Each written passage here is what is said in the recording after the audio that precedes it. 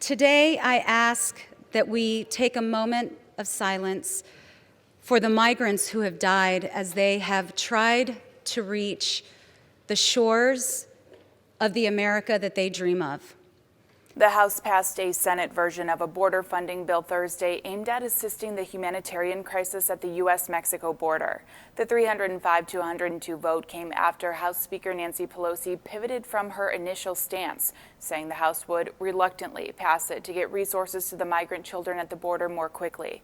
The plan allocates money for the Department of Homeland Security and the Department of Health and Human Services to provide care there. For some background, the Senate passed the $4.6 billion spending package on Wednesday.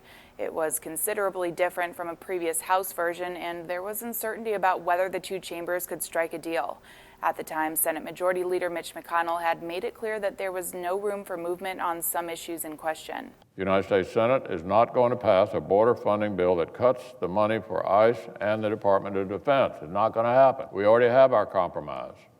The Shelby Leahy Senate bill is the only game in town. After speaking with Vice President Mike Pence Thursday, Pelosi decided the only way to move forward was to approve the Senate's bill as it stood. On Thursday, Representative Veronica Escobar got emotional on the House floor ahead of the vote and called for a moment of silence for migrants who died at the southern border. The photograph that all of us saw this week should tear all of us up. For those of us who are parents, to see a toddler with her little arms wrapped around the neck of her father.